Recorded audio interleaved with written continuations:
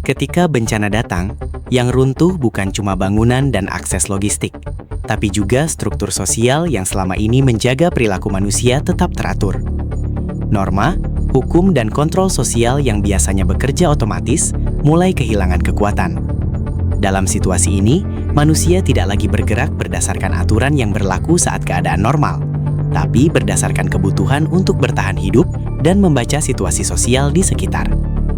Oh ya, sebelum lanjut, jangan lupa like, subscribe, dan nyalakan notifikasinya. Fenomena seperti penjarahan di Sumatera dan Aceh bukan sesuatu yang muncul tanpa pola.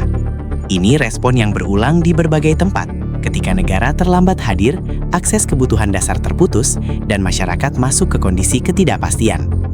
Reaksi ini bukan semata tindakan kriminal, tapi bagian dari mekanisme psikologi sosial yang muncul ketika manusia merasa ditinggalkan oleh sistem yang seharusnya melindungi mereka.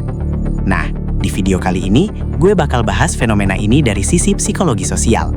Buat tahu keseluruhannya, tonton videonya sampai habis. Yang terjadi pada masyarakat ketika bencana besar muncul bukan cuma soal banjir, gempa, atau rumah yang tenggelam.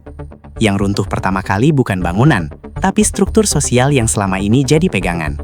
Dalam kehidupan normal, manusia bergerak dalam aturan. Ada hukum, ada aparat, ada norma yang mengikat perilaku. Semua orang mengerti batasnya, mengerti mana yang boleh dan mana yang enggak. Tapi begitu krisis datang dan sistem gagal berfungsi, aturan itu nggak punya kekuatan lagi. Yang tersisa cuma situasi kosong tanpa arah. Kondisi ini dalam psikologi sosial dikenal sebagai anomi, seperti yang dijelaskan Durkheim, yaitu keadaan ketika masyarakat nggak lagi punya rujukan moral yang stabil. Kalau dilihat di lapangan, keruntuhan struktur sosial nggak terjadi pelan-pelan, dia jatuh tiba-tiba. Begitu akses logistik putus, listrik mati, jalur komunikasi lumpuh, dan negara nggak segera hadir, yang biasanya jadi sumber kontrol sosial seperti polisi, aparat desa, atau lembaga resmi, tiba-tiba nggak punya daya. Bahkan bukan karena mereka nggak mau bergerak, tapi karena sistemnya sendiri macet. Saat itu masyarakat mulai merasa nggak ada lagi yang mengatur, mengontrol, atau memantau. Dan ketika kontrol eksternal hilang, manusia kembali ke mekanisme paling dasar, yaitu bertahan hidup. Dalam kondisi banjir besar di Sumatera dan Aceh kemarin, situasinya terlihat jelas. Jalan utama terputus, toko tutup, bantuan belum terdistribusi merata, dan orang-orang mulai masuk ke titik tekanan. Di titik ini, masyarakat nggak lagi mikirin norma bersama, tapi kebutuhan langsung. Mulai muncul tindakan berebut, mengambil atau masuk ke area yang secara normal dianggap terlarang. Bukan karena tiba-tiba semua orang berubah jadi kriminal, tapi karena aturan yang selama ini menjamin keteraturan sudah kehilangan kekuatan sosialnya. Aturan cuma bekerja kalau ada sistem yang menjaganya. Begitu sistem lumpuh, aturan ikut mati. Yang terjadi berikutnya adalah perubahan cara berpikir kolektif. Dalam keadaan normal, seseorang akan berpikir panjang sebelum melanggar hukum. Tapi dalam kondisi kekacauan, pikiran itu bergeser. Pertanyaan bukan lagi ini benar atau salah, tapi ini diperlukan atau enggak. Undang-undang kehilangan relevansi ketika yang dipikirkan cuma bagaimana makan hari ini, bagaimana bertahan dari hari ke hari. Dalam situasi seperti itu, moral bukan lagi panduan, tapi kemewahan yang hanya berlaku ketika kebutuhan dasar terpenuhi. Keruntuhan struktur sosial bikin masyarakat kehilangan arah karena norma yang biasanya tidak perlu dipikirkan tiba-tiba nggak berlaku. Selama hidup normal, aturan itu terasa otomatis. Tapi ketika semuanya hilang, masyarakat berdiri tanpa fondasi sosial. Anomi adalah kondisi kosong. Bukan kondisi liar karena pilihan manusia jahat, tapi karena sistem yang gagal menjaga kestabilan. Manusia lalu bergerak berdasarkan urgensi, bukan etika. Di titik ini, penjarahan bukan lagi kriminalitas murni, tapi respon langsung terhadap absennya sistem. Situasi ini menjelaskan kenapa dalam banyak bencana, termasuk yang terjadi di Sumatera, masyarakat mulai mengambil barang dari toko, sembako, atau gudang logistik. Buat sebagian orang, tindakan itu terkesan brutal.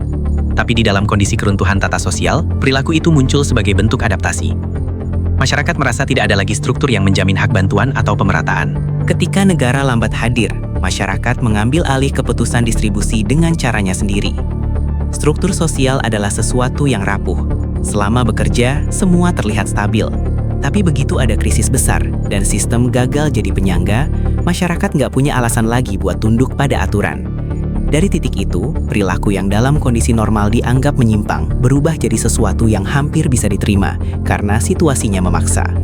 Yang terjadi bukan hilangnya moralitas, tapi hilangnya sistem yang selama ini menopang moralitas agar bisa berjalan.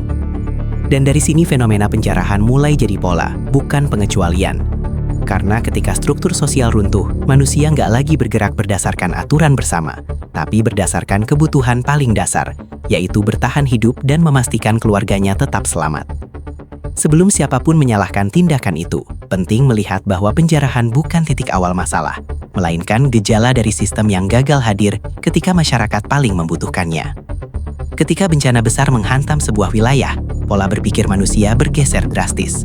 Pada situasi normal, tindakan manusia dipengaruhi norma sosial, hukum, dan pertimbangan moral. Tapi saat kondisi berubah jadi ekstrim, tubuh mengambil alih keputusan sebelum moralitas punya ruang untuk bicara. Dalam psikologi, ini dikenal sebagai survival mode. Sebuah mekanisme biologis yang muncul ketika manusia merasa hidupnya terancam atau tidak lagi punya akses terhadap kebutuhan paling dasar. Hierarki kebutuhan yang dijelaskan Maslow menunjukkan bagaimana kebutuhan manusia tersusun dari dasar sampai kompleks. Tapi ketika krisis muncul, semua lapisan itu runtuh turun ke fondasi yang paling rendah, yaitu kebutuhan fisik dan keselamatan. Dalam kondisi seperti itu, manusia nggak lagi berpikir tentang etika, reputasi, atau pandangan sosial. Yang bertahan cuma satu pertanyaan sederhana, apa yang harus dilakukan supaya tetap hidup hari ini? Kondisi survival ini bukan pilihan, tapi respon biologis. Tubuh memprioritaskan energi untuk bertahan, bukan untuk mematuhi norma. Sistem saraf simpatis aktif, hormon stres naik, dan otak beroperasi dalam mode insting. Dalam kondisi ini, nilai moral yang biasanya bisa mengendalikan perilaku kehilangan kekuatan. Moral bekerja dengan baik ketika kebutuhan dasar terpenuhi, ketika manusia merasa aman, kenyang, dan punya waktu untuk berpikir. Tapi ketika perut kosong, anak menangis karena lapar, atau akses makanan terputus, moral tidak lagi berada di posisi yang mengendalikan perilaku. Realita ini terlihat jelas pada bencana banjir besar di Sumatera dan Aceh. Bantuan datang tapi tidak serentak, distribusi tidak merata. Ada warga yang sudah 3 hari tanpa akses makanan layak, toko tutup karena terendam, jalanan putus, dan logistik tertahan. Dalam situasi seperti itu, sebagian orang mulai mengambil barang dari minimarket atau toko sembako yang kebanjiran atau tidak lagi dijaga. Bukan karena perubahan moral mendadak, tapi karena mekanisme bertahan hidup bekerja lebih cepat dari proses berpikir rasional. Dalam banyak rekaman video dari lapangan, terlihat bagaimana proses itu terjadi. Ada orang yang awalnya cuma melihat situasi, lalu ada yang mulai mengambil satu barang. Setelah itu yang lain ikut. Mereka tidak sedang merencanakan tindak kriminal. Mereka sedang bereaksi terhadap kekosongan akses kebutuhan dasar. Pada titik ini, tindakan mengambil makanan atau kebutuhan penting bukan lagi soal benar atau salah dalam konteks moral, tapi soal bertahan hidup ketika negara belum hadir dan sistem distribusi belum berjalan. Secara psikologis, survival mode mempersempit fokus manusia. Perspektif jangka panjang hilang, masa depan tidak lagi terlihat penting. Yang nyata cuma sekarang. Yang dibutuhkan bukan konsekuensi hukum atau norma sosial, tapi sumber energi untuk bertahan hidup. Fenomena ini terjadi di seluruh dunia ketika bencana besar melumpuhkan sistem, dan bukan fenomena unik pada satu negara atau satu budaya. Yang sering jadi perdebatan adalah, apakah tindakan itu bisa dibenarkan atau tidak?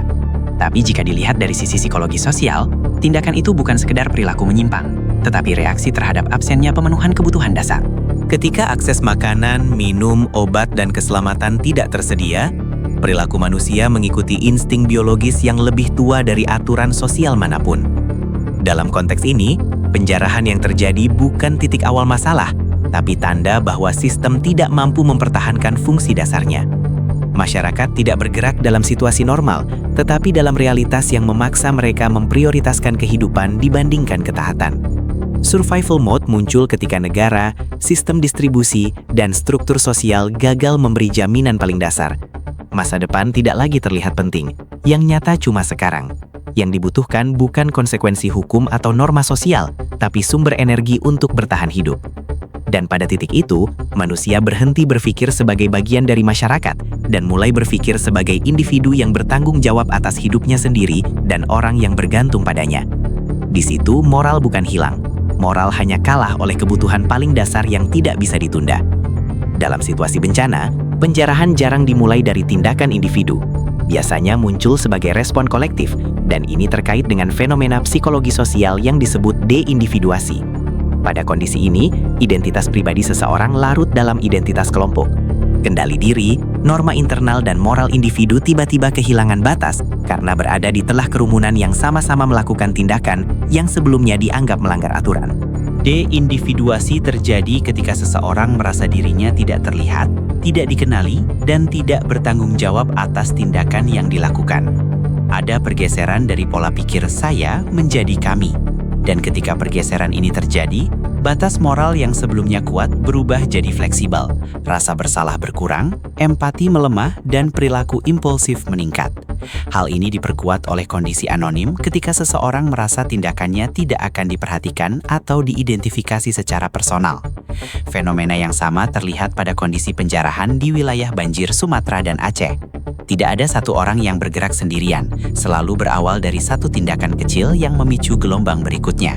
Ketika seseorang mulai mengambil satu barang, orang lain melihat dan kondisi sosial berubah menjadi pola pembenaran kolektif. Identitas individu larut dalam energi massa yang awalnya cuma mengambil mie instan atau air mineral, berubah jadi tindakan lebih jauh, mengambil rokok, pakaian, bahan bakar, bahkan barang elektronik. Bukan karena barang itu dibutuhkan, tapi karena kerumunan sudah memberikan legitimasi sosial bahwa tindakan itu diterima oleh kelompok dalam situasi tersebut.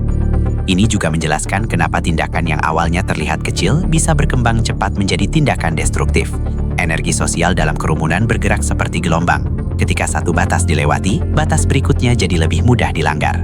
Pada akhirnya, penjarahan bukan lagi tentang kebutuhan atau logika bertahan hidup, tapi tentang dinamika psikologis massa yang kehilangan identitas personal dan bergerak dengan impuls tanpa pemikiran panjang.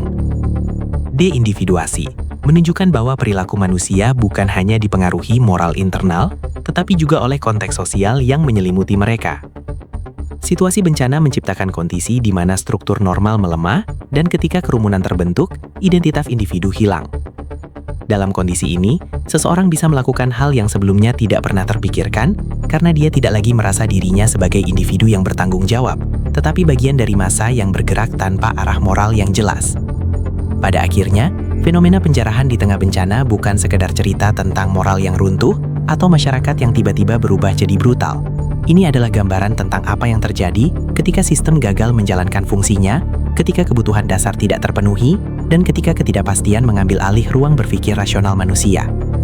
Dalam kondisi itu, perilaku yang sebelumnya dianggap tidak dapat diterima berubah menjadi strategi bertahan hidup yang lahir dari tekanan situasi, dinamika kelompok, dan naluri primitif yang selama ini tersembunyi di balik keteraturan sosial. Gimana menurut kalian tentang fenomena ini? Tulis pendapat lu di kolom komentar.